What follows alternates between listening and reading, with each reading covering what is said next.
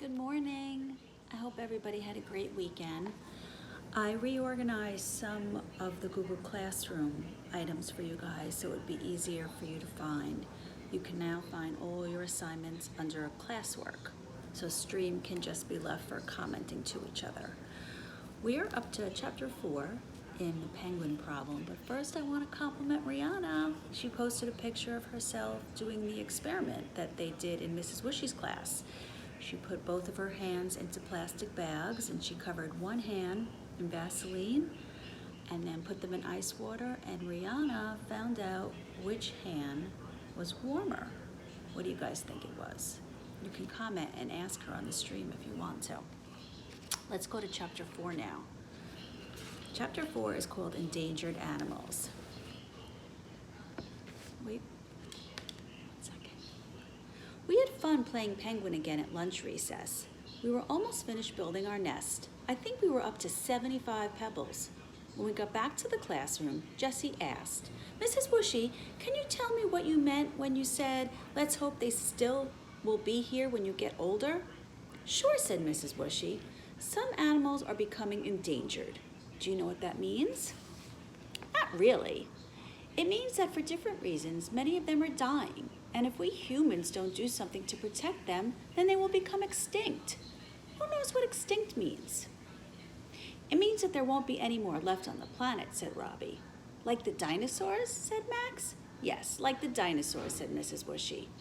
"Are all penguins endangered?" asked Robbie. "No, not all penguins, but the Galapagos penguins that live on the Galapagos Islands off the coast of South America are." "But why are the penguins dying?" asked Jessie. "Mostly because the Earth is getting warmer and warmer, so the penguins' habitat is shrinking." "Why is the Earth getting warmer?" I asked. "It's sort of complicated," said Mrs. Wishy, "but we humans are to blame. You see, the sun has warmed our planet for millions of years, but right now, our cars and factories are making a lot of pollution that goes up into the air and traps the sun's heat. A long time ago, the sun's heat could just escape, but now more and more of it is getting trapped, and the planet is getting hotter and hotter. That can't be good," said Robbie.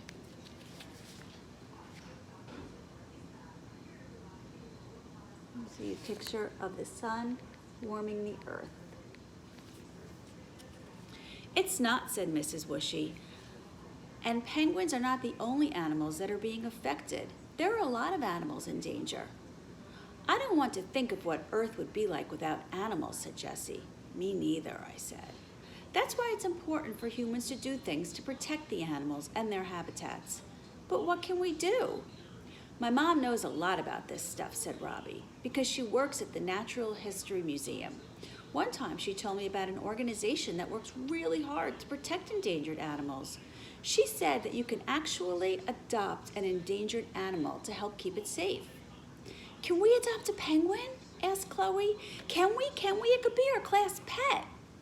"You can't bring it here to school, ding dong," said Max. "Why not?" "Because it's not cold enough here, it would die." "But we could keep it in a tub of ice water," said Chloe, "and feed it fish sticks."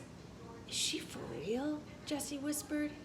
Robbie just rolled his eyes. "We cannot keep a penguin in our classroom," said Mrs. Wishy. "Besides, when you adopt a wild animal, it doesn't really mean that you bring it home with you." So this is what Chloe is thinking. She would like to just feed it some fish sticks and keep it in a bucket of ice water. "Why can't we just bring it home with us?" "Why doesn't it mean that?" "Because it means that you're donating money to help protect the animal and its environment." "That still sounds like a cool idea," said Robbie. "Can we do it?" "Well, I've adopted animals with my classes before," said Mrs. Wishy. "It costs about $20. "Where did you get the money?" asked Jessie. "We had to raise it." "How did you do that?" I asked. "We decided as a class what we wanted to do to raise money. Then we went out and did it." "Can we do it? Can we do it?" we all asked. "Of course we could do it," said Mrs. Wishy. "We just have to come up with an idea for raising the money." Kids started shouting out ideas. Hold on, everyone," said Mrs. Wishy. "I can't hear you when you're all shouting at once. I have a better idea. Why don't you all go home tonight and talk about it with your parents? Brainstorm some ideas for raising money, and then bring your ideas to school tomorrow. But what if we have lots of different ideas, asked Jessie. How will we just choose one? You'll choose my idea, said Chloe, because I'm going to come up with the best one. Says who, said Max. Me, that's who, Chloe snapped back. Well, you're wrong. Mine is going to be the best, said Max.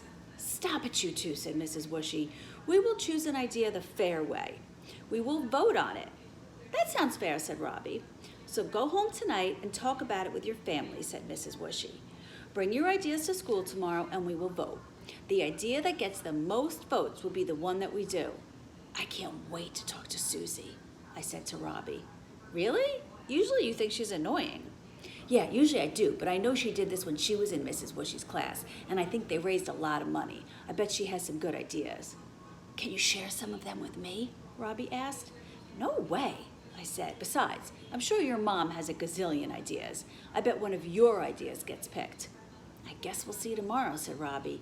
Yep, we'll see you tomorrow, I said, smiling. Tomorrow's chapter is called Ideas, Anyone? What do you guys think? Would you want to adopt a pet for our class and donate money to help keep it safe? What pet would you want to adopt that's endangered?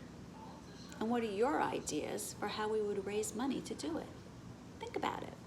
You can post your ideas in the stream. And again, kudos to Rihanna for doing the experiment. Love you guys. See you tomorrow.